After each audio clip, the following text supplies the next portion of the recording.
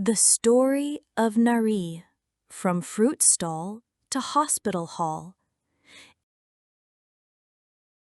In a small, dusty village nestled between green rice paddies and winding dirt roads in Cambodia, a baby girl was born in a tiny wooden house.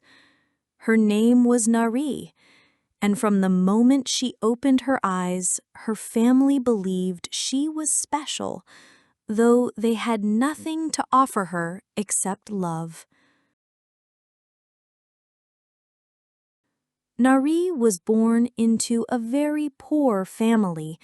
Her parents were fruit vendors who earned just enough to put rice on the table.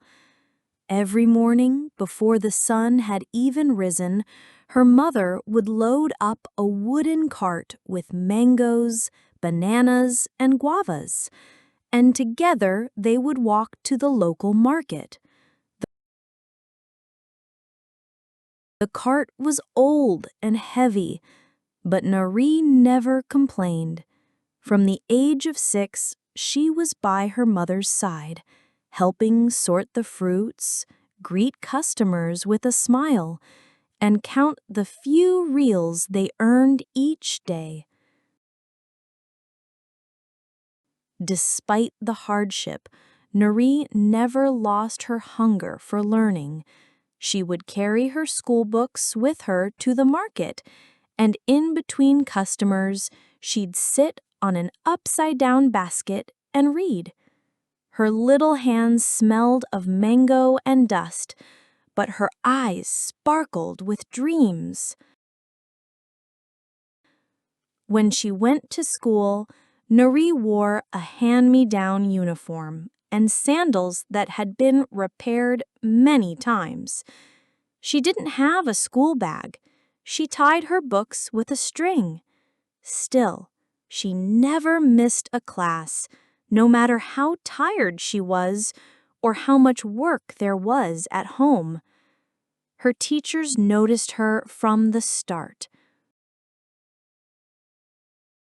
A star in the classroom.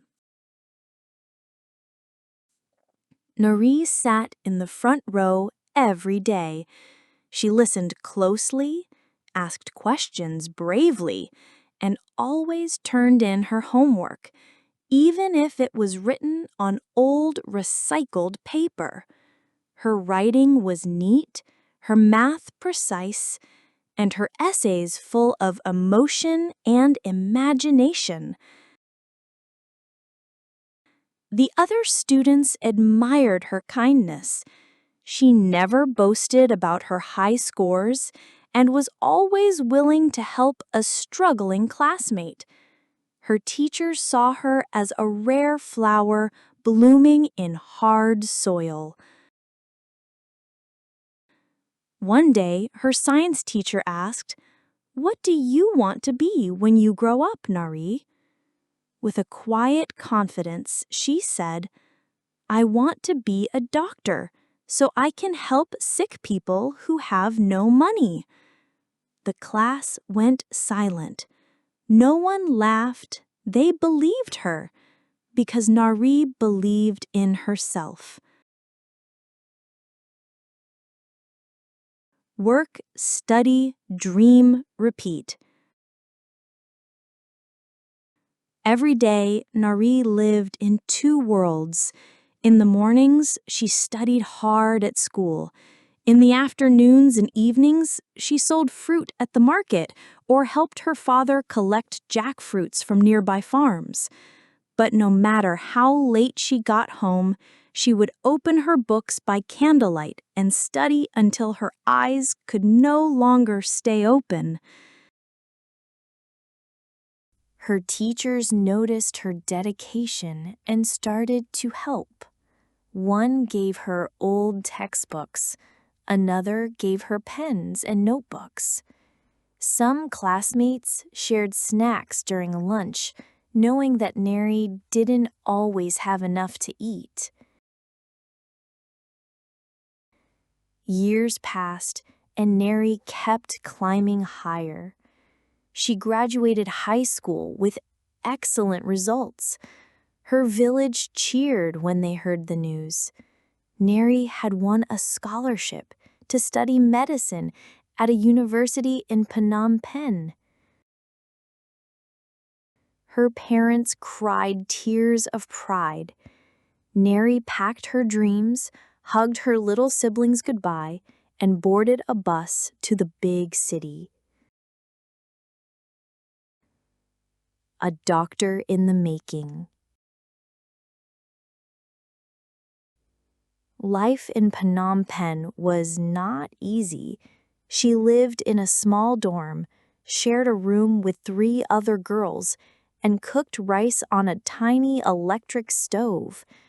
Sometimes she missed her family, the smell of fresh guavas, and the sounds of the countryside. But she reminded herself this was her path, and she had come too far to give up.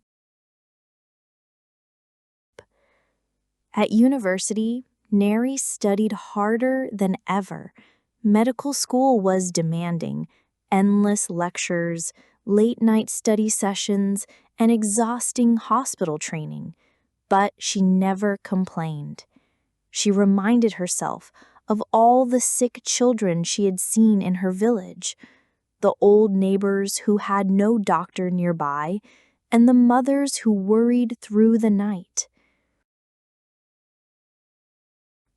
Her professors admired her determination, and she became known as the kind heart with sharp hands, intelligent, gentle, and always willing to help others. Doctor fulfilled.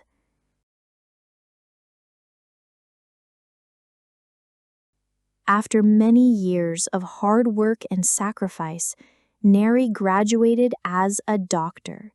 She walked across the stage in a white coat, her eyes filled with tears. She wasn't just getting a degree, she was fulfilling a promise she made long ago under the palm trees of her village. She was soon offered a position at a famous hospital in Phnom Penh. Patients loved her soft-spoken nature and thoughtful care. She treated everyone with equal kindness, whether they were wealthy or poor. Sometimes, when she walked through the hospital corridors, she would remember the days when she sold mangoes on dusty roads. She hadn't forgotten her roots. On weekends, she often returned to her village to give free checkups and medical advice. She also started a small scholarship fund for village girls who dreamed of learning just like she once did. I was once a fruit seller with a dream. Now, I'm a doctor with a mission: to heal, to help, and to give hope. Moral of the story: no matter where you come from, if you work hard, stay kind, and believe in your dreams, anything is possible.